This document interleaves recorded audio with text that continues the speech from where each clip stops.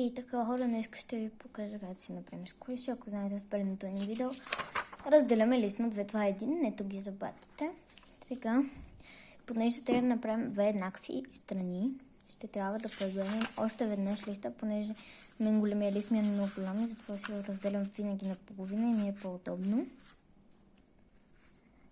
Окей, сега пегъваме, гледаме да е много... но и да не е равно, то по принцип вие самото сквиши трябва да го... ще го направите някъде ето тук. Да, са абсолютно равни. Хубаво, чакайте, само че пада много тази камера. Това е камерата, е телефона ми, но както да. Ето сега прегъваме. Този път не режем, оставяме си двете части. Ето те. Така, само че трябва да са прегънати. Взимаме си фломастерите, аз имам много фломастери. Сега си избираме два цвята. Аз ви казвам всяка да го напред, но аз избираме си, първо искам сега да ми е червено сърцето. Избирам си по-светло червено на по-светло и едно по-розово тъмно. Сега ще ви покажа разликата. Махаме капачето ни пречи. И сега започваме, като рисуваме сърце на където ви е по-удобно. На мен така. Сега малко може да не видите, защото в момента трябва да гледам в листа, не в камерата. Първо ще започнем с светлият цвят. Хоп, и си рисуваме сърце. Колкото голямо вие си прецените. Не е нужно да е на средата.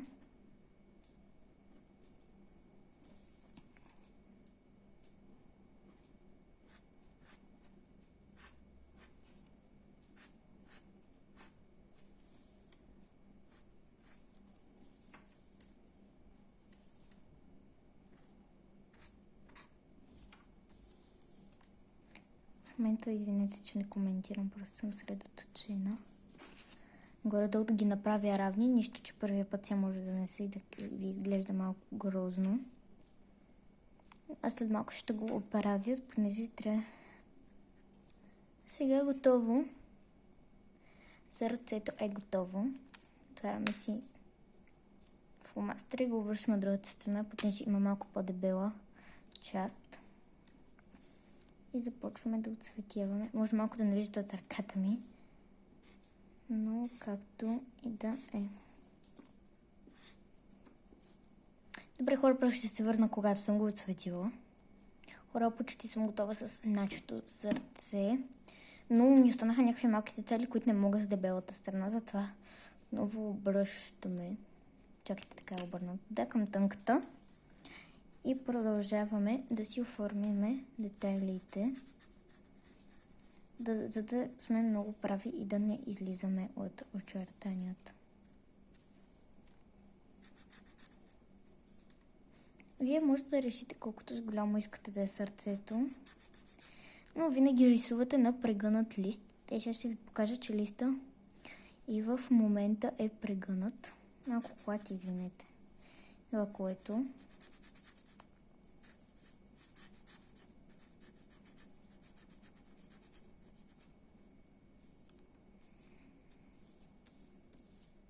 Гледаме сърцето да е възможно най-хубаво. Сега страните, които направих току-що, например, ето тук, може да ви изглеждат по-тъмни. Да, то е така и в истинския живот, не само на камерата. Но понеже така, защото по-късно съм ги направя, че тук, чакайте само да ви покажа, виждам неоформена страна. Ще се наложи ето така да ги дооформя, за да станат възможно най-хубави и сърцето да се окаже великолепно. Понеже аз не ви съветвам да правите сърце, ако сте още начинаеш, но вие си преценете. Да ви виждате сърцето на така, да ясно така рисувам, понеже рисувам ето тази страна и ми е по-удобно. Аз понеже много обичам да рисувам.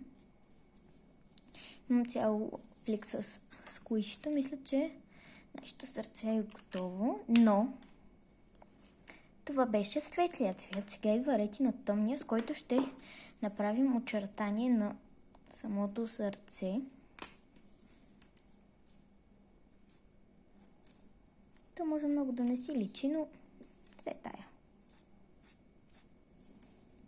Понеже не е много тъмно, трябва да видя ако имам някакво по-тъмно, но мисля първо с този цвят да го направя.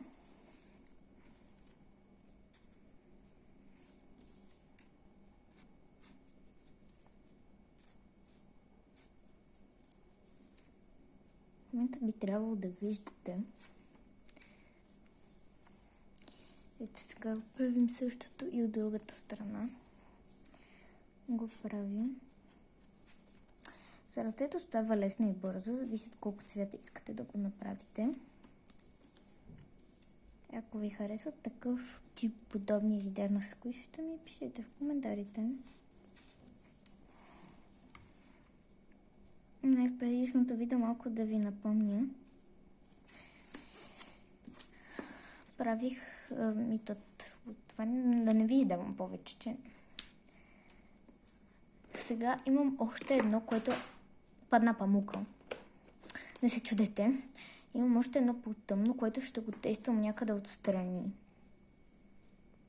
Не, да, ето го, по-тъмното и ще го тествам ето тук лекичко. Това между другото ми се струва малко като розово.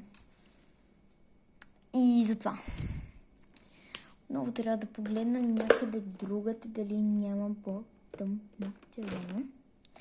Сега ще върна, ако намеря по-тъмно червено. Хора, аз продължавам ето тук да пробвам. Намерих някакво, не знам дали е по-тъмно. Има малко разлика. Това поне не избледнява толкова. Сега мисля още веднъж ето така да го повторя. Дано този път стане по-хубаво. Но като повтаряте с по-тъмно, нищо не се променя.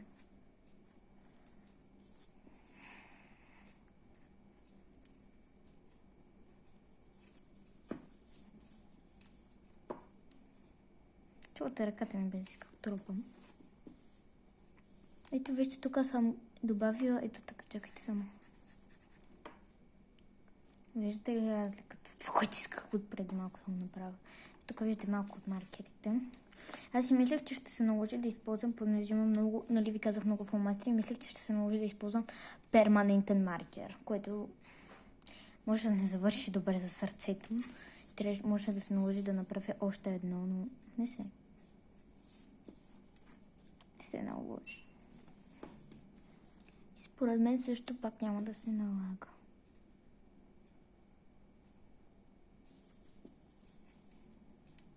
И според мен е готово сърцето. Харесва ми. И сега аз там всичко около мен и после разчиствам. Ето го и самото сърце на разгънато. Отзад не е нужно да го правите. Ваш избор. Аз предпочитам да не го правя, тъй като ще е по-трудно за мен. Особено сега, като и трябва да го изрежа. Ето, сега се връщам. И намеря нещо, с което да го изрежа. Хора, намери си любимата ножица и сега започвам да го изрязвам, докато листа не го разгъвам така или наобратно, а трябва да си стои така със страната, която съм го нарисувала двойно. Тук. Сега някъде трябва все пак да вляза. В момента не трябва да гледам в камерата. Започвахме. Трябва да гледам да не изрежа червената част, иначе няма да се получи какъвто ефект аз исках. Аз се опитвам и да не оставя бяло. Ако изрязах от червеното, но както и да се ще стане. Малко да заоблим краищата.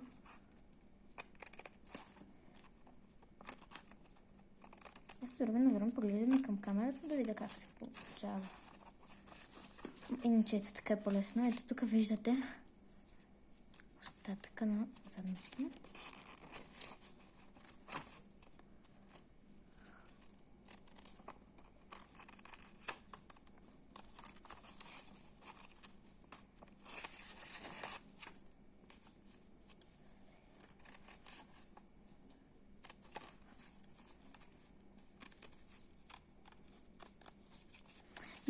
че не говоря наистина казвам ви, много съм обичам. Аз много, когато правя нещо такова, съм много средоточена. Олеле, тук много изрязах червеното нищо. Според мен двете сърца се получиха, много е важно да запомним ето това как е било, да не го обръщаме така или така, сещате се. Трябва да ще стане така. И от задната страна трябва да го облепим. Да, първо почваме с това, като самото нещо беше ето така, демек, което ще ни стане ето по този начин. И като обърнем, трябва ето тази страна да е облепена, т.е. ето сега тази страна ще облепим. Тиксо, ето го тиксото, това от предишния път. Не мога сега да му намеря края. Опа.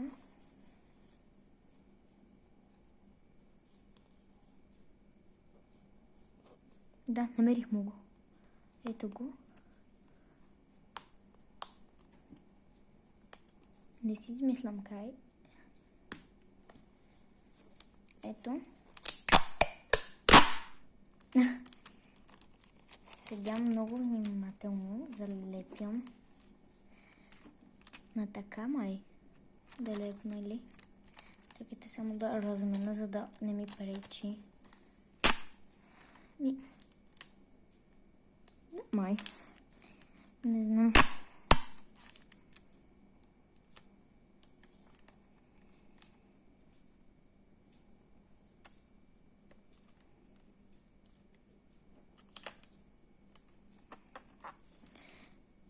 Хора така го лепа, само че искам да се направя така, че да няма гънки. Хора, ще се видим като го налепа. И ще се вижда. Хора, готова съм, даже вече махнах и излишната част. От тази страна, да, може да не виждате разлика, но сега трябва да направя и другата страна. Взимам си малко... Да, така. Взимам си малко, извинете. Ето така, взимам си малко тикс отново. И по същия начин, този път вече знам как да го направя. По същия начин залепям.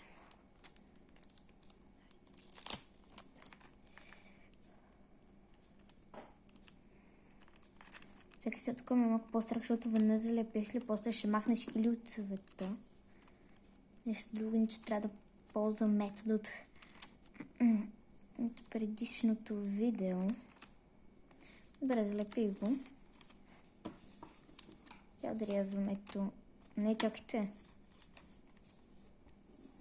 Трябва тук, защото ще го лепа за задната част. Трябваше малко по-на така да...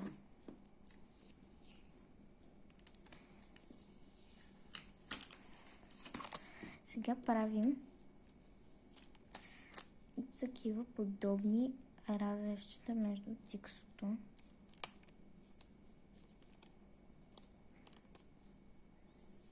Съвсем лекичко. Клепи се де. Хоп. И сега от другата страна.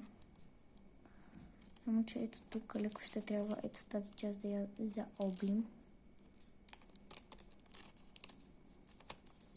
Както и другата страна. Само че да си махнем тиксото от ножицата.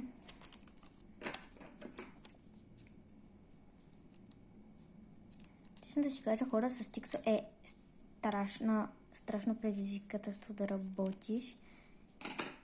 И ако трябва да си имате винаги едно на ум, като работите с тиксо, трябва да винаги махате тиксото по ножица, защото тиксото, знаете, както знаете, се залепя навсякъде.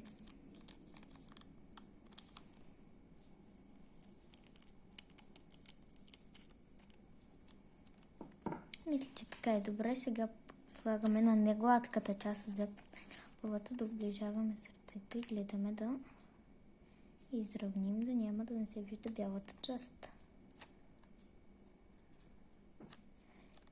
И сега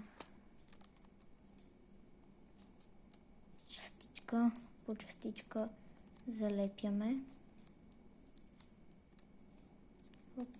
може да остане малко, но няма как по друг начин, понеже правя сърце, не квадрат. Защото искам да кажа, че сърцето е заоблено. Махвам едно крайче. Според мен доста добре ми се получава. Готово, отзад може и да малко да има таки. Сега, може да си помогнете с молив, с фломастър. В случая за мен фломастър ще е дебел. Взимам си един молив. И може и с гумичката и с задната част.